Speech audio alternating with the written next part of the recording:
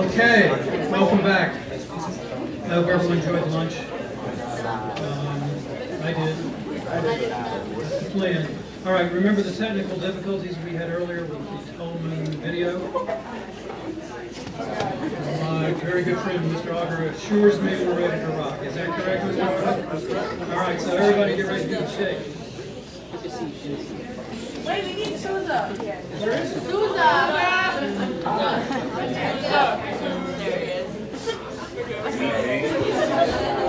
shake. You don't have to shake. We got to see it. Also, you have to get rough. They want to see it.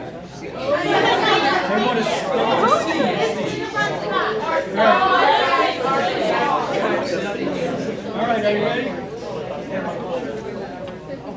Con los terroristas. Oh my God.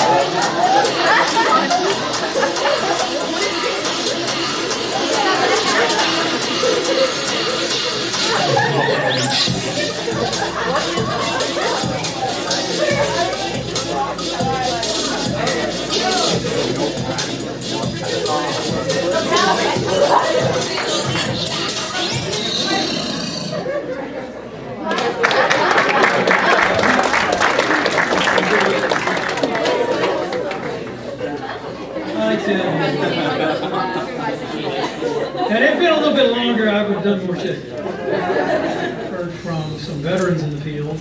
We have two of the graduates of the Roger Williams MPA program with us today, Mr. Nuno Medeiros and Mr. John Connors.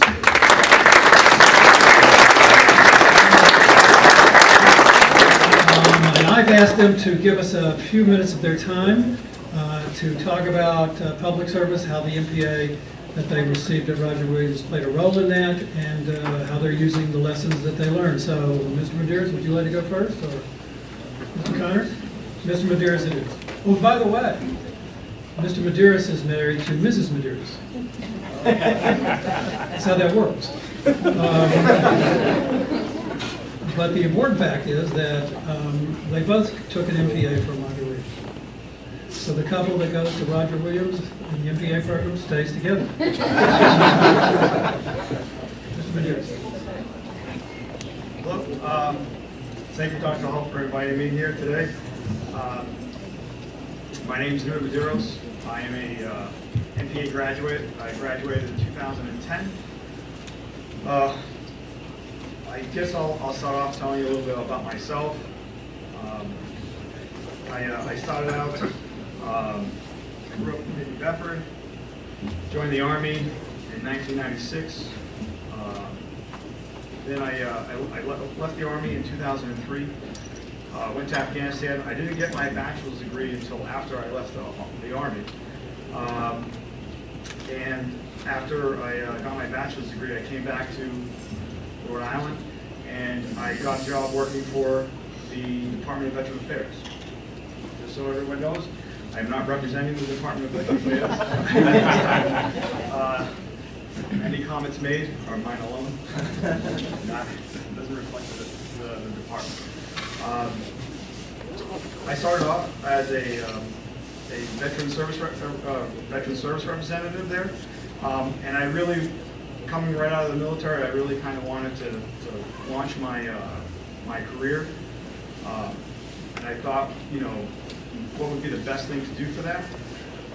And I thought about doing an MBA and some other different types of things, but you know, being in the military, I saw that, you know, I was doing public administrative type stuff. I was in that kind of field, and being in the Department of Veterans Affairs, I was in public service. And so when I started looking at the two different programs, the MBA didn't really fit the kind of stuff that I saw myself doing, and the MPA did. And I'm really glad that I did that. I would tell you that the MPA program for me wasn't just the fact that I got a degree, it was the process of that. During the time I took class, I met a lot of great people. I still talk to them today. I also learned a lot of lessons that for each class I was applying to my job. So much so that in 2003, basically some opportunities came that I was able to apply for, and I was able to get a promotion out of it. And for me, when I started the program, I kind of thought of it, well, I don't know what I'm going to do with this program, but I was really just kind of preparing for success when it was going to be available. So I wanted to be there and say, okay, I'm going to be able to do that. So in 2010, the opportunity came. So I became a rating Veterans Service Representative, and those folks basically make disability claim determinations. 3 months later, I got another position opened up, and I was doing real well with that, and I used a lot of the analytical skills, critical thinking skills, some of the qualitative stuff that I learned to do a systematic analysis of operations for our advocacy team. And I used a lot of the scales and things of that nature that Dr. Hall provided for us. And they were so impressed by that I got an assistant coach or assistant supervisor, what they call it, for training. And they wanted me to lead that program. And to be quite honest with you, there wasn't a training program in that. And I used a lot of the stuff that I learned in the MPA program to create a training program and curriculum at that office. And so they were really impressed by that because there was nothing there, and now we had a training program. And at that time we were actually we hired 50 people. So we had 50 brand new people, and it was a lot. So fast forward a year from there, again, using my skills that I learned from the MPA program, another position came open, and now I'm the quality assurance supervisor and the training supervisor. So I've had a lot of promotions that have been a positive effect, for my family, for myself, and I feel that I have the ability to have a greater impact, specifically for the Southern New England veterans, from Rhode Island and Southern New England, and for veterans now coming out of our wars. It's one of the programs that we took on at our office is the Disability Evaluation System, which is a joint partnership with DOD that basically, if the veteran or a service member gets hurt in the service, we work with them so that it's a smooth transition from the military life for benefits to the civilian life. And so I'm really, really grateful that the MPA program, and I'm really grateful to Roger Williams for giving me the skills and the opportunities to basically have a greater impact. So.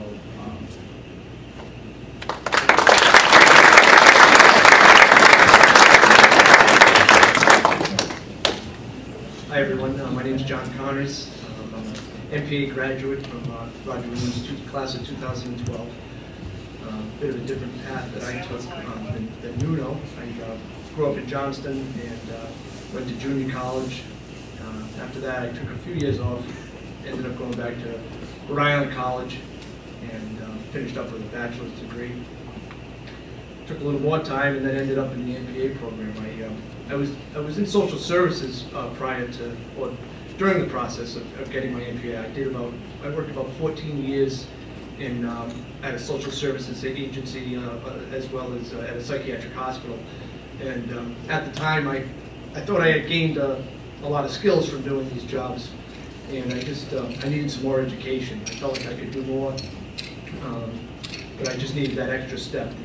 I needed a graduate degree, and I too. I looked at things like an MBA, and I thought about law school, but I thought with my public service employment that the MPA just matched up better with what I've done and where I wanted to go.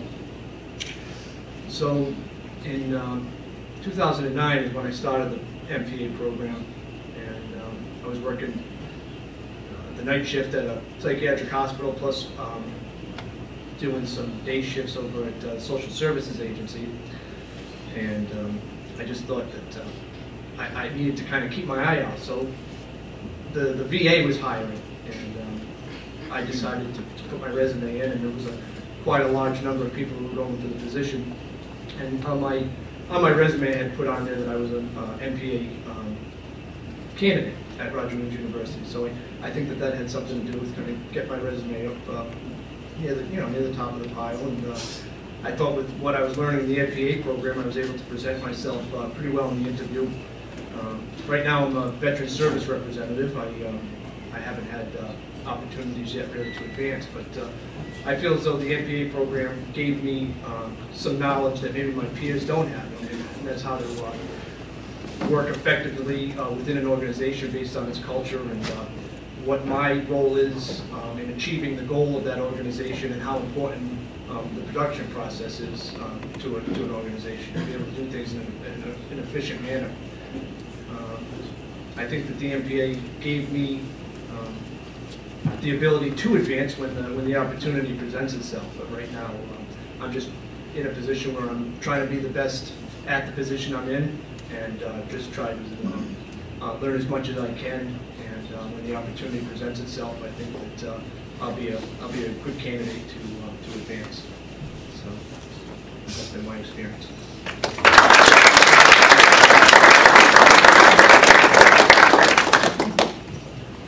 Thank you, gentlemen. Was I a drill sergeant? No. Thank you. I told him to say that. Any questions for Mr. Medeiros or Mr. Connors? Yes, ma'am. Masters of Public Administration. It's a graduate degree, so you have to get a bachelor's degree first, and then you get a master's. And we are the place to come. I want you in my classes. Yes, Ms. Rock? I don't know if either of you mentioned it, but what are your bachelor's degrees in? I got my bachelor's degree in international studies, concentration in international business. Okay. Well, like I said, I kind of thought that I was going to go into business. But, Right. I have a similar story, really. So. But I really had for me, like for personal reasons, I thought about I didn't really want to sell products. I wanted to help people. Yeah. And I think that with this MPA program, you really get an opportunity to make a living, but also helping people. And you can't really, not a lot of people in life get to do that. And so I'm really appreciative of that. John? Yeah. I have a bachelor's in social work from Rhode Island College, and did a lot of social work for social services agency, and just thought I wanted to kind of get more into the administrative end of the social service agencies and not really on the direct line with maybe an MSW, so I ended up going the MPA route. Any other questions for our guests? Mr. Medeiros and Mr. Connors, thank you very much. Don't go too quick to leave. We have some items we'd like to share with you. Mrs. Flora? See if Mrs. Flora really runs this stuff.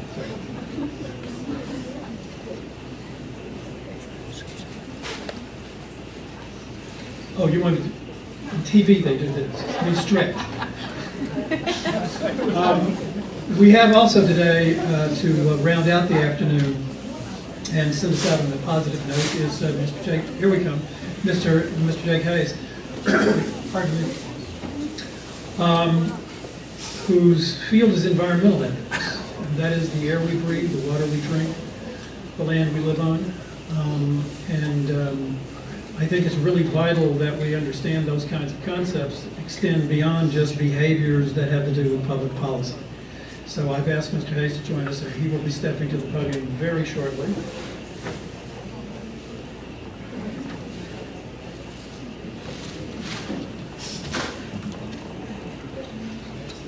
Mr. Medeiros? Thank you.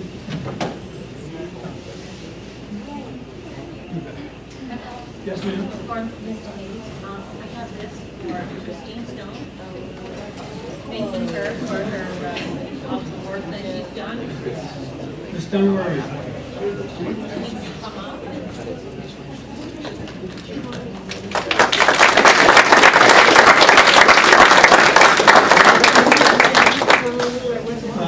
had a great deal of work with Ms. Stone during the brief time we had working on this project. But her good offices, her time, her talents really were a major factor in making us the success we were today. And we also did a gratitude for Bianca Policastro, who runs the program also. But Ms. Stone, is an appreciation that we offer this project to you.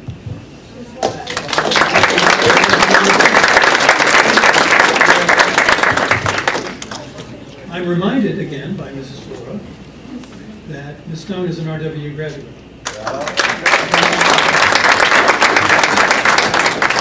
You know, I think Mr. Medeiros, Ms. Stone, Ms. Policastro are pretty much in the theme with the presentations we had this morning, particularly from Youth Build and the Academy folks, about giving back, helping others, serving and making the public better. So you heard it also from another source. So I think it's vital that we hear those kinds of messages.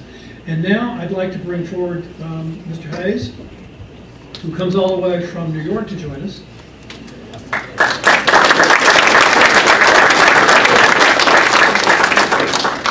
And I'm looking forward to hearing about environmental ethics. And he and I shared dinner last evening, and we talked about a number of factors related to current policy in energy, particularly as it relates to New York, but it also affects other places. So, Mr. Hayes? Yes, sir. Right here.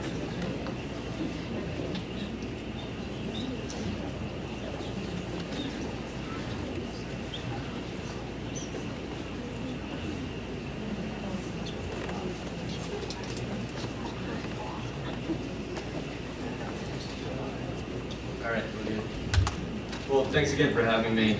It's great to return to my home state. I'm not too far away, but I don't get to come up to Rhode Island often enough. Special thanks to Dr. Michael Hall for the invitation, and also Ms. Flora for kind of ushering everything along throughout this process. I want to say I really had a great time putting this presentation together. It kind of gave me the ability to really synthesize two areas of interest for me. Both my academic background in philosophy and environmental ethics, and then also my current work in science in energy production. So it gave me the opportunity to kind of bring them together and see how they inform one another, which I haven't really gotten the opportunity to do, at least formally. I certainly think about it myself, but I've never really presented on it. So this is in part experimental, I suppose. So just there's quite a bit I'm not going to be able to get to today, both environmental philosophy and, of course, energy production are vast fields, but what I want to do is just kind of give you an idea of what environmental ethics is really as a discipline, and then also as an activity. And then what we're going to do is kind of apply philosophical and ethical thought to the contemporary issue. I'm going to choose shale gas development, but really more broadly kind of natural resource use and energy use. So in other words, how can we think philosophically and ethically about the environment and the ways in which we use it? So I think to talk about environmental ethics, it makes sense first to talk about ethics, and to talk about ethics, it makes sense to first talk about philosophy. So the definitions of philosophy are kind of difficult, they're somewhat varied, as really everything in this presentation is going to be. So what I'm trying to do is just throughout provide pretty simple, concise definitions just for the point of discussion. What I want to point out about this discipline is it is pretty rigorous and analytic in its methods and its aims. It really aims to get at more fundamental and theoretical understandings of certain concepts and how they're applied. So the concepts, of course, we're going to be dealing with today are the environment and ethics. So now that it's situated, I want to talk a little more about ethics. I think there's two main questions that ethics is really useful at surmising. The first is what has value, and the second is what makes an action right or wrong. And I want to point out that ethics, at least as a discipline, isn't really always about arriving at a single answer. I think in a larger sense, it's really more about recognizing the profound difficulty of doing so. So there's three main systems. I'm going to focus on the latter two today, deontology and consequentialism. We might break these up into ethics of being, which focuses more on the individual, that's Aristotle, and then deontology and consequentialism are more ethics of action, ethics of doing. So deontology, made most famous by Immanuel Kant, in the Foundations of the Metaphysics of Morals, which he wrote in the 18th century. With Kant, really what is right or wrong about an action doesn't have anything to do with its outcome, and has to do with the principle in which it's acted. So the language we see in deontology is a language of duty, a language of principle, and most importantly, a language, I think, of rights. So when I talk about animal rights later, that's going to be contrasted to animal well-being, which is really what consequentialism is all about, and utilitarianism. And this is probably a form of ethics we're more familiar with. It's a form of ethics that we tend to see in policy. Utilitarianism is kind of the most popular form of consequentialism. Utilitarianism deals with, it tries to seek outcomes, I guess, based on really the maximization of happiness, or preferences met, or interests met. So I'll get into more of this later, and I think some examples will help elucidate some of these concepts. But really, from a language standpoint, just think deontology has to do with rights, utilitarianism has to do with outcomes.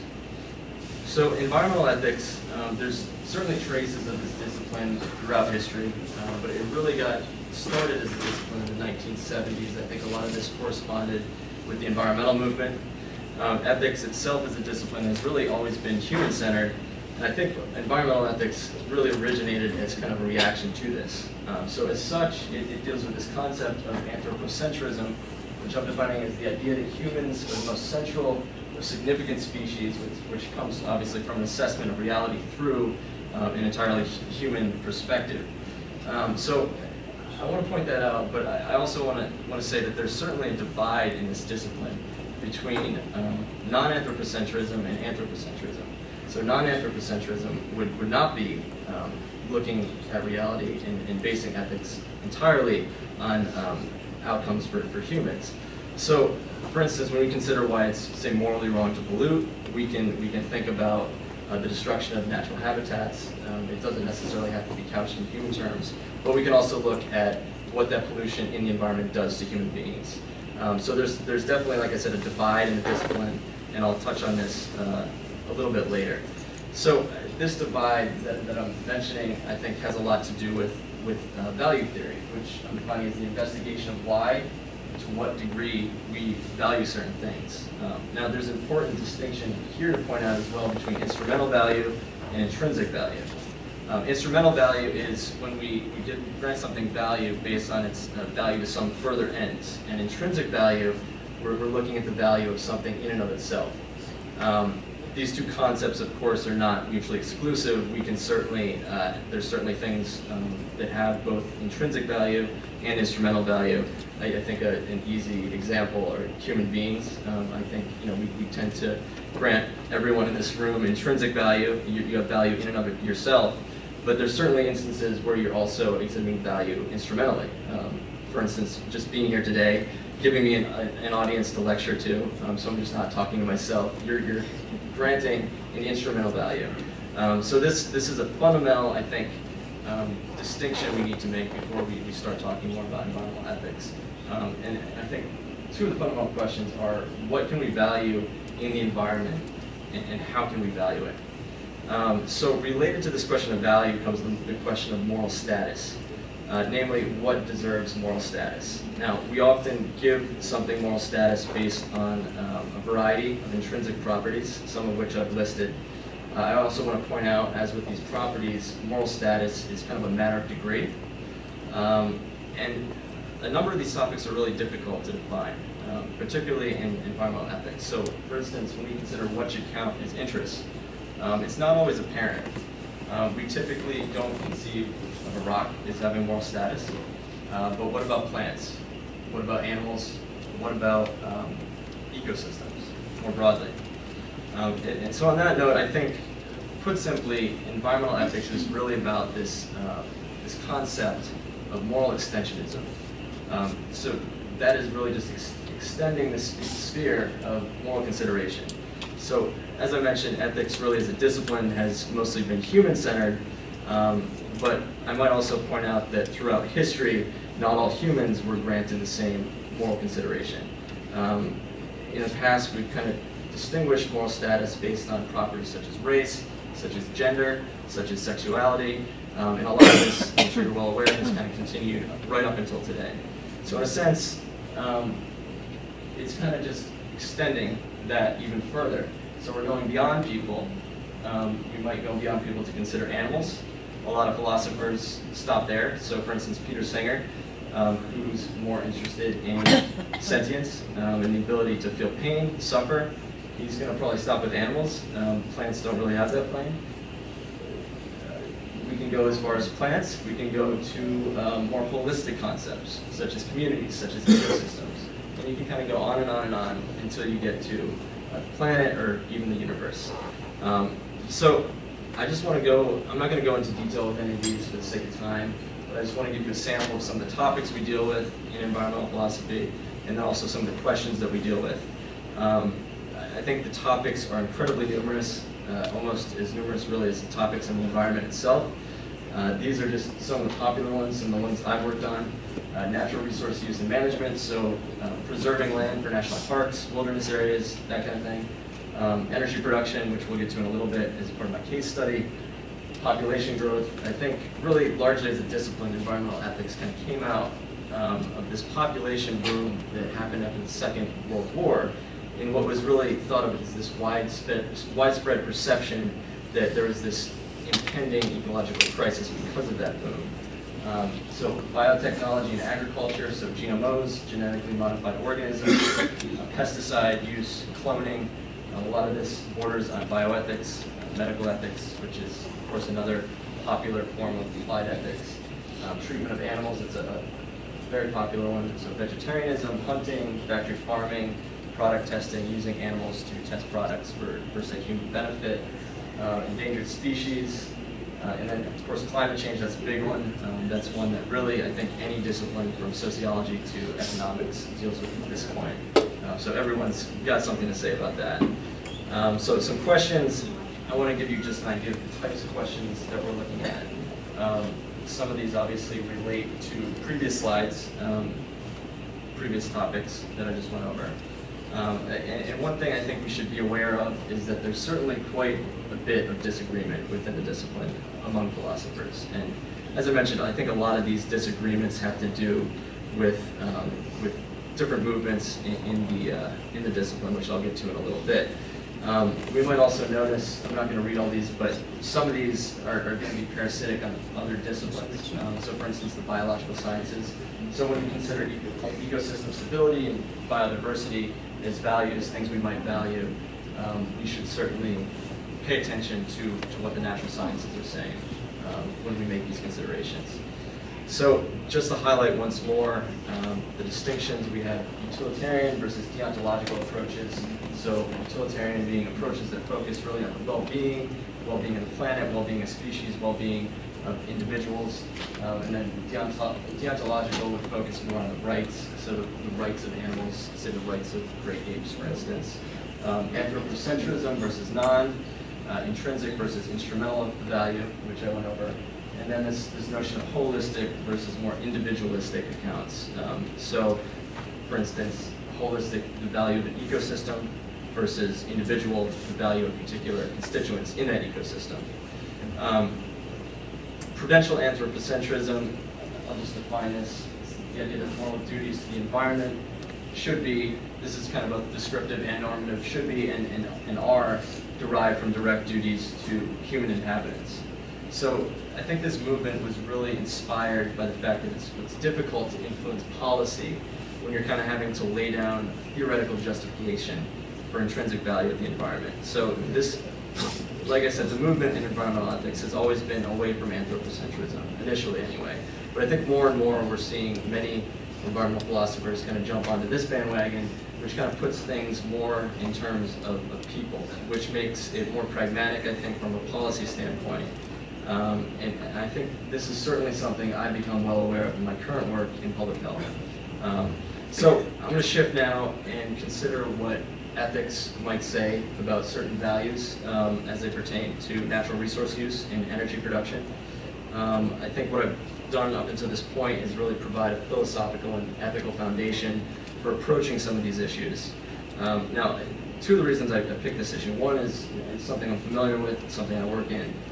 The other, I think, is it's arguably one of the most important environmental issues of our time.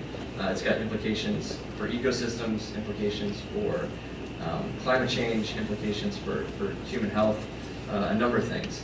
And I also want to make the point before I go any further that science really plays an important role, I think, in informing our ethical decisions. I think empirical knowledge frequently does and should really underpin our normative claims. So I'm going to talk about shale gas development. As some of you might know, natural gas has really emerged as this key energy resource over the past several years. Now, this has a lot to do with some recent technological innovations that have happened over the past decade or so. You've probably heard this referred to in the media as fracking. Fracking is used as an umbrella term to really refer to what we're talking high volume, horizontal hydraulic fracturing on clustered multi-well pads with long laterals. Fracking itself refers to, of course, hydrofracking, which is just the process of blasting high-pressured water, some water, sand, and chemicals underground to break apart the shale rock, create fractures in it, and then coax out natural gas.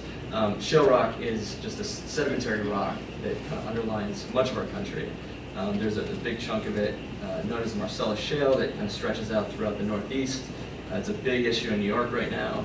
Pennsylvania's already been drilling for the past 3 or 4 years, and it's gotten quite a bit of attention in the media, and it's a very divisive issue too. There's people on both sides of the fence. It becomes definitely pretty hostile, and it definitely, I think, blurs traditional lines.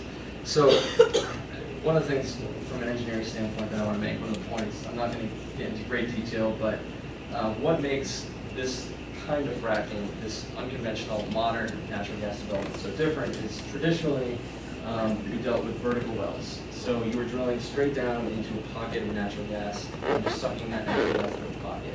Now, where the gas is spread out throughout the shale formation, you're combining technologies, so you're drilling horizontally.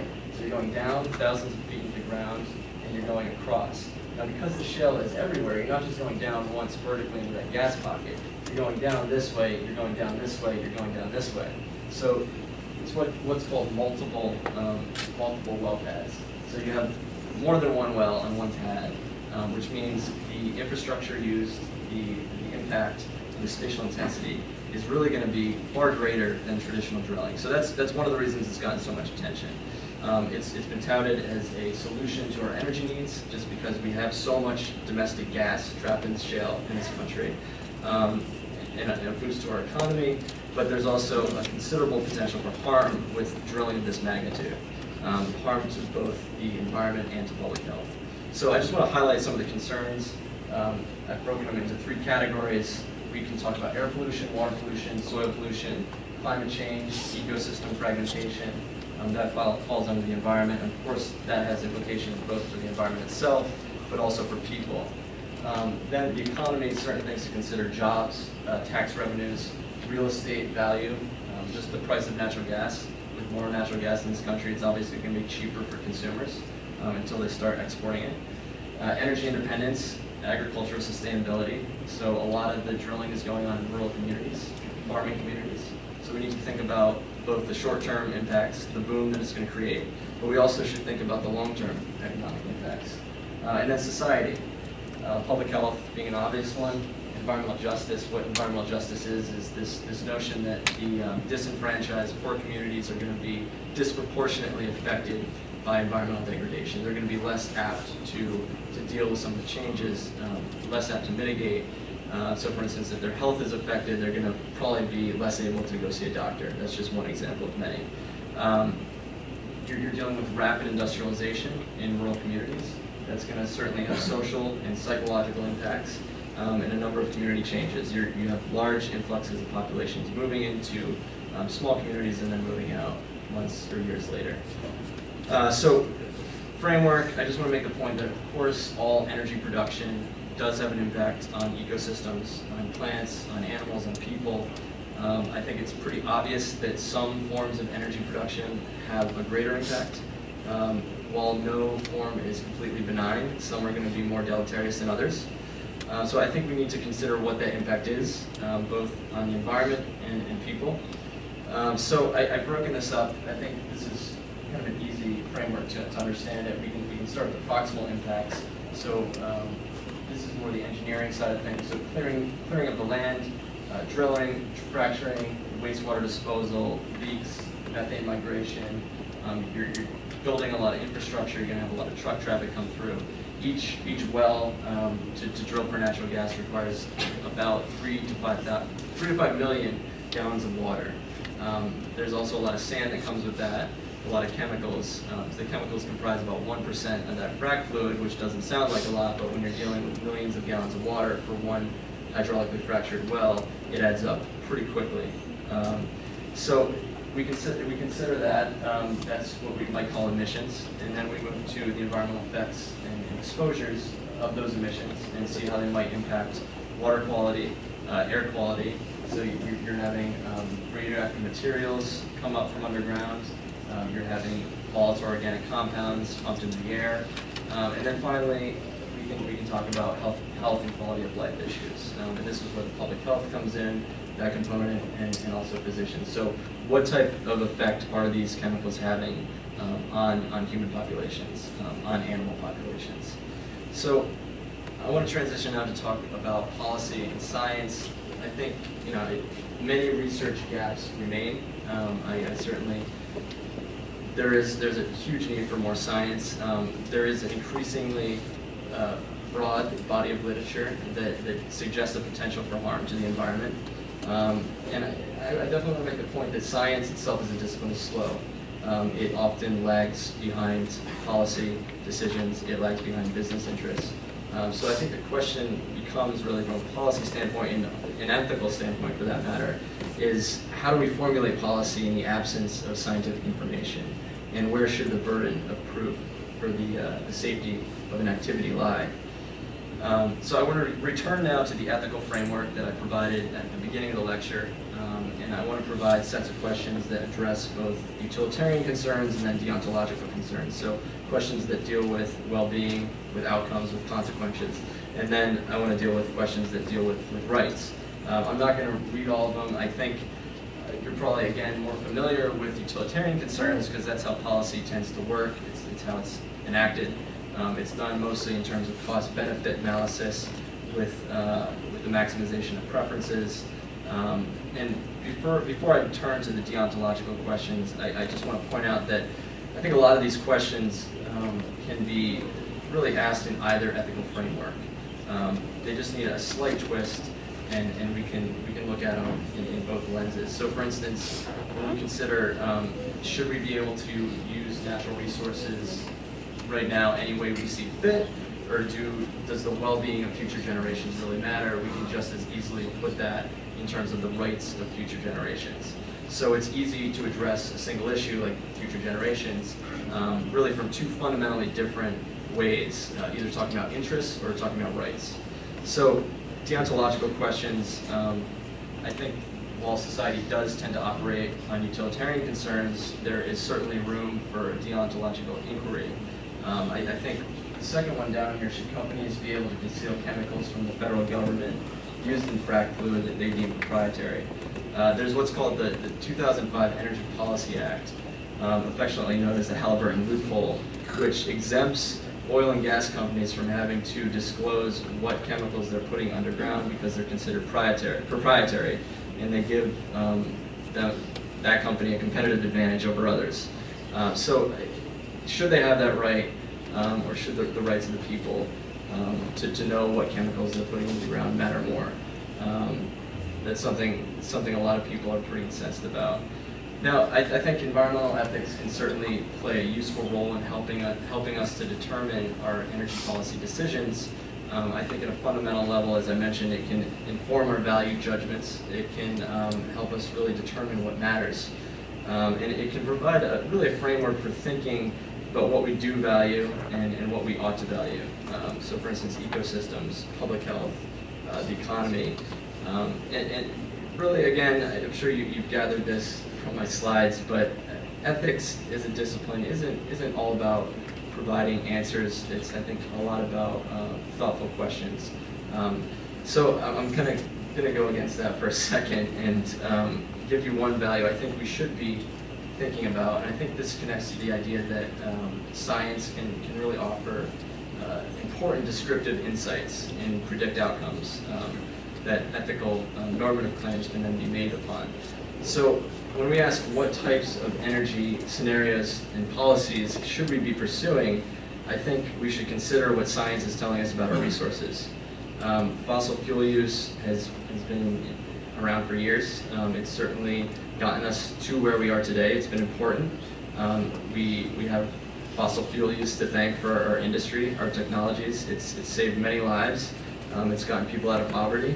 But I think the question is, when do we make the transition to sustainable renewable energy that we know we're going to have to make at some point? We need to keep living on this planet, in other words. So, value theory and sustainability, how do we define value really with regard to sustainability? What are some of the reasons that we may choose to value this notion?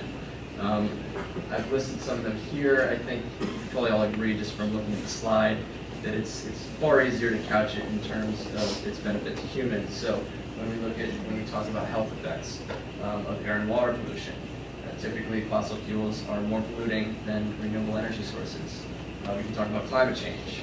Fossil fuels pump greenhouse gases into the atmosphere at far greater quantities. Resource limitations. I mentioned that fossil fuels are non-renewable. We're going to have to make the transition at some point. I guess it's just a matter of when we do that. And then environmental justice, with all these impacts, I think there is without question a disproportionate effect on more vulnerable populations, poor communities, disenfranchised. So another human component. The non-instrumental, of course, health of ecosystems, quality of the environment. We might talk about aesthetics, aesthetic value, and then autonomous value of the land, ecosystems, species. So with that, just a few points more about renewable energy. Jobs, I think, per $1 million spent on production. Oil and gas create about 3.7 indirect and direct jobs. Wind and solar, about, let's say, 9.5 and 9.8. So I think a lot of the shale gas argument is kind of framed in terms of jobs and its benefit to the economy. But I think there's sufficient scientific evidence to suggest that more jobs will come about with renewable energy options. Lessen our dependence on foreign energy sources. Again, this is like the key argument behind shale gas development. Renewables will certainly do the same. I mean, we all have access to sunlight, to wind, to water in this country and really in any other. Cutting greenhouse gas emissions, which contribute to global warming, lowering morbidity and mortality associated with air pollution. They have a smaller ecological footprint, and again, they are a non-exhaustive resource. So we consider what kind of world we want to leave for our future generations, for our kids. We need to consider, how much energy are we actually leaving them. As far as the engineering, technical, and economic feasibility of renewable energy, there's a great study that came out this year by some colleagues of mine, Mark Jacobson, which looks at, it doesn't look at the political issue of political will, but it just asks the question, really, can this happen? So if you want some reading, I would highly recommend that. He kind of just goes over what New York's going to need. So with regard to renewable energy, I think once more we might ask ourselves, is it the right thing to do? Is it the smart thing to do? And really, is it both? I've listed my contact information here and my website, and please feel free, if I don't get to any questions today, to follow up with me. Thanks again.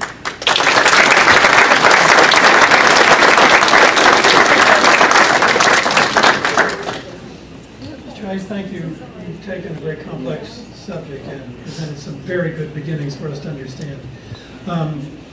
Where's the science on fracking? The science on fracking, pretty nascent in terms of impact on human health.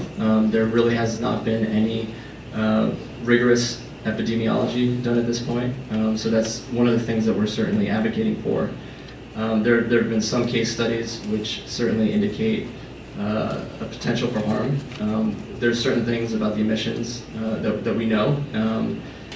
For instance, the truck traffic. We know that each well is going to require about 3,000 to 5,000 truckloads truck trips for developing that well, and we know about diesel particulate matter.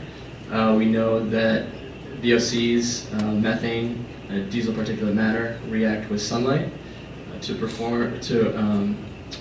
create ground level ozone, and we know about the health effects of ozone. So there hasn't been really any direct studies on the human health effects, but there are certain things we know about environmental pollutants that have been studied pretty well. From an engineering standpoint, an environmental science standpoint, the science is still being conducted. For instance, climate change. Colleagues of mine have looked at leakage rates and have kind of compared natural gas extracted from shale, unconventional natural gas development, to coal, and really figured out, because methane is a far more potent greenhouse gas, that it's actually going to be worse for the climate over a 20-year and a 100-year time frame. So each molecule of methane, if we're serious about controlling climate change in the short term, is really something we need to get under control. But again, there's a range of science out there, but it's really nascent at this point, in part because this is just such a recent technological development. A lot of these technologies used to extract natural gas from shale have really come together in the past decade or so, starting mainly in Texas, but it's kind of spread out throughout the rest of the country since then. In Pennsylvania, it's been going on for a few years. Certain states still have moratoria. They're still waiting on the results of the science. But there is certainly potential for harm, and that takes me back to that question, where should the burden of proof lie? Should it lie on the industry to prove that it's safe, or should it lie on the public and academics to prove that it's dangerous? Thank you, Yeah. Mr. Hayes. Yes, ma'am. There's that participants in the animals, we didn't want, is there another option? Well, I think at a broader level, that other option might be renewable energy. I think fracking is here to stay in many states. It's been ongoing in Texas, in Colorado, Wyoming, and I think in places where it's been ongoing, I think it's important to mitigate those effects on the public health and on the ecosystems. And I think mitigation and studying it in those states can really and help other states make those policy decisions. Thank you, Mr. Hayes. Mrs. Flora, don't we have a token of our appreciation? And as Mrs. Flora is making her way forward, Mr. Duncan. Yes, I have a two-part question. Actually, more like two questions. You talked about how do you formulate policy in the absence of scientific information? And one thing you mentioned was sustainability. What other factors are you probably looking at in terms of without the science, with regards to policy? Well, it's not as though there's not any science. I mean, there certainly is potential for harm. We know known human carcinogens, endocrine disrupting chemicals are being used in the process. Disclosure is certainly an issue, but there are certain things we know about the chemicals. So we can kind of guess what the harm might be in what's called risk analysis, risk assessment, and try to make informed decisions through that. But I mean, you're certainly right. It's a very difficult question, and ultimately, again, it's about burden of proof. So if we look at the FDA, it's really, before a drug can go on the market, it's up to the drug company to really prove that it's safe. It's quite the opposite with energy production. So, I mean, to answer your question, I don't know at what point that's enough science. I don't think anyone does, but I think science can be helpful in informing these decisions. So if we think about climate change, for instance, is this really the right way to go? If methane might be contributing more to climate change than CO2. And then the other question was genetically modified foods compared to the natural ways of planting food. I just want to get your opinion, ideas on that. My opinion, I think a lot of the problem with GMOs is business practices. So, for instance, and this isn't really my specialty at all. Let me just qualify that. But from my understanding, I think a lot of the problems that you hear about really have to do with patenting and seeds, say from a Monsanto crop, blowing over to a neighboring farmer's crop, and then him not being able to sell his own crop because the seeds that Monsanto used are patented. From a health standpoint, my mind is not made up. I know in this country, about I think 60% of what we buy at the grocery store contain GMOs. So I don't think there's a sufficient body of literature to really implicate GMOs in one way or another. But I think it's certainly something that we should be aware of, and I'm definitely for product labeling. I think transparency and the right to know is important. Thank you, Mr. Hayes. I invite us all to interact with Mr. Hayes before he has to take off, and everyone has to disperse from here. And he also provided his website for us, so we can do that too. So, Mr. Hayes, in a token of appreciation for your time with us, I'd like to present you with this little item.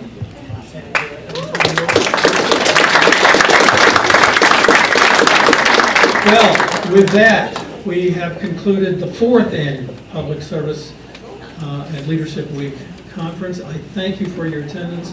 I appreciate all the hard work the panels put in. Thank you for the audience participation. I hope you enjoyed the food, and I look forward to seeing you for the 5th annual Public Service Week.